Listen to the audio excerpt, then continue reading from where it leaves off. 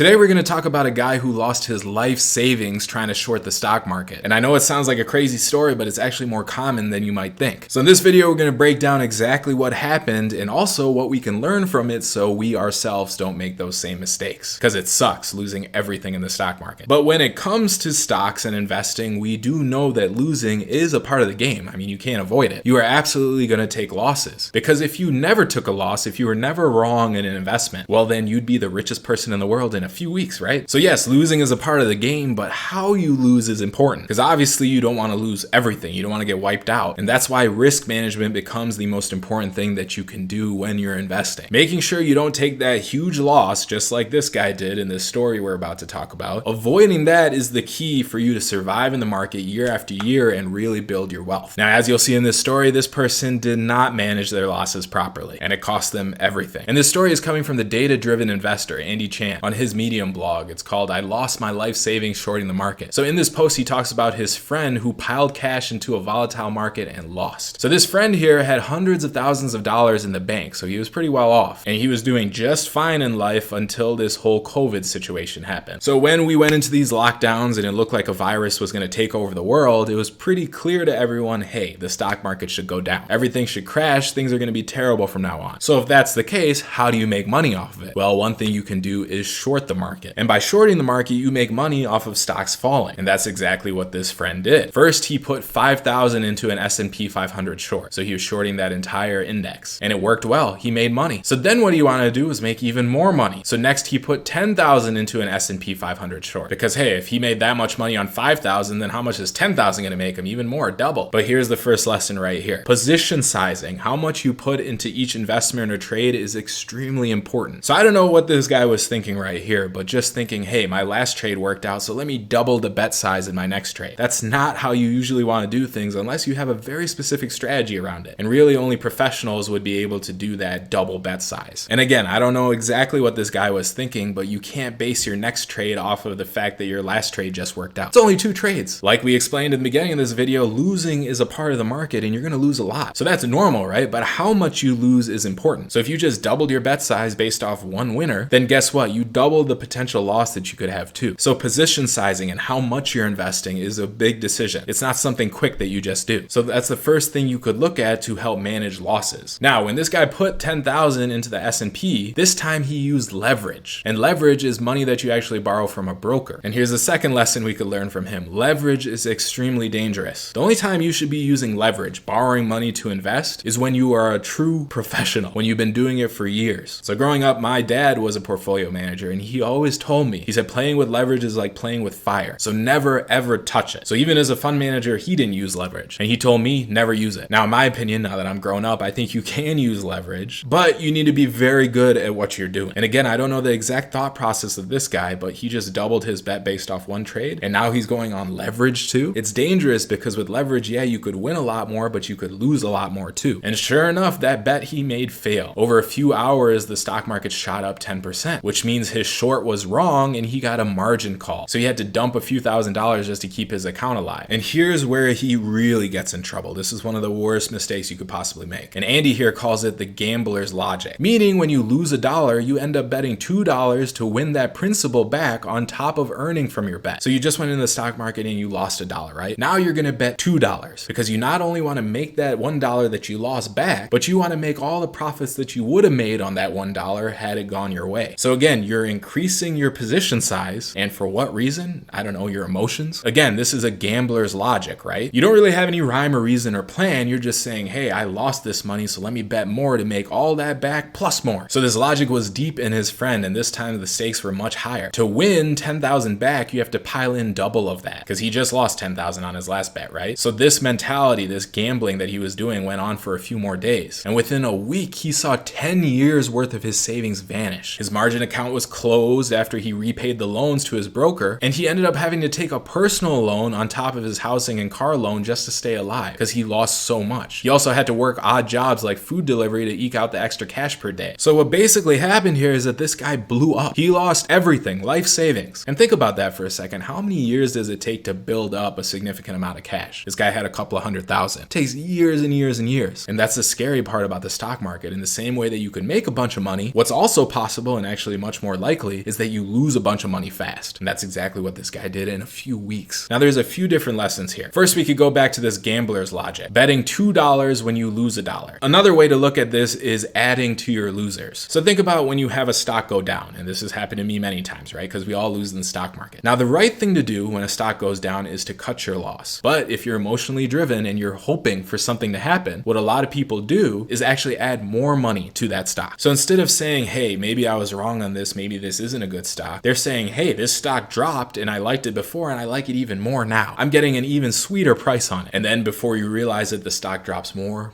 and you keep adding and you keep losing. And before you know it, you're blown out. That right there is not good risk management. And I know this flies in the face of what a lot of us have been told, where you should average down, dollar cost average. Keep adding even when the stock market is falling. Now, I'll say in some situations that could be right. One situation is you are an expert value investor like Warren Buffett, and you really think you know what you're doing. Second situation is if you just have a strategy that is extremely long term. For example, if you're only invested in, say, ETFs, and you know you're not going to touch this retirement account for the next 30 years, then fine, keep to your schedule of adding money to this account once a month, and don't worry about what the market is doing because you're investing 3 decades out. Those are 2 potential scenarios where averaging down might be okay. But in most cases, you don't want to put good money towards a bad bet because you lose even more. Now here we also saw that his whole lifestyle was completely ruined by what he did in the stock market. He lost everything, and that's another huge mistake. You should never be investing what you can't afford to lose, especially in something as risky as shorting the stock market. So what did Warren Buffett say? He said something like, don't bet the farm unless you have another farm. This guy here bet everything and lost everything, and now his life is screwed. You never ever want to do that. That once again goes back to our first lesson about position sizing. How much you're investing is very, very important. You got to think about that. Not only what you're putting in each individual stock, but also your account in total. For example, if I'm doing something like shorting the market or anything else risky with options or leverage, I might have a small account of $10,000 max. And that's where I do the more risky stuff because I know if I lose that $10,000, that's okay. All my retirement savings and all of that is in much safer places. I'm not trying to short the market or anything crazy like that because I know that retirement money, I can't lose. Can't afford to lose it. It'll screw me up. This $10,000 though, okay, if I lose it, so be it. And those are kind of allocation decisions that you got to make. What are you willing to lose and what aren't you willing to lose? And your strategy is going to change based off that. But plowing all your money into a super risk strategy that if it doesn't work out, you lose your lifestyle and you lose all your retirement funds, no, that's not the way to do it. Now, another lesson here is how this friend looked at the market. Because here it says, okay, there's going to be border lockdowns that were going to disrupt supply chains. Businesses were going to close. Unemployment rates were going to skyrocket. There's going to be massive layoffs. No one was going to have money. So it makes sense the S&P 500 would fall, right? And sure enough, it did fall, which is why he made money on his first trade. But then the S&P had a rebound that made history. And at the time, no one knew why it was rebounding so hard. But basically, the Fed and government stepped in and saved it. And then we saw the historic up move, which was absolutely crazy. And in that up move, a lot of people got blown out. A lot of people just like this friend who are trying to short the market. And remember, this analysis does make sense, right? A ravaging virus, everything's horrible. Markets should fall. Yes, it does make sense. But what this guy was missing is that, hey, sometimes the stock market doesn't make sense. And it's always going to be way smarter than you are. So even if you're so sure about something, you once again don't bet everything on it. And this is what all the greatest billionaire investors know. They are not smarter than the stock market. The stock market humbles them time and time again. And I talked about this earlier, right? We all take losses constantly in the stock market. But the guys who win over time are taking those small losses while their wins are much bigger. And why do you take a loss? Because you were wrong, right? And as I just said, even the billionaires are taking these losses constantly. So what does that mean? Yes, the stock market is way smarter than you, and you can't expect to get this stuff right all the time. And you should never be so confident that you put your whole life savings into something, because you could so easily be wrong. And you can see the way this guy invested here, putting all his money in, going from 5,000 a bet to 10,000 a bet after one trade. He clearly didn't have that respect for the stock market. He got cocky. So they say one of the worst things that could happen to you when you get into the stock market is that you win right away. Because as soon as you make those first couple of dollars, you think, hey, this is easy. And then you go on to make stupid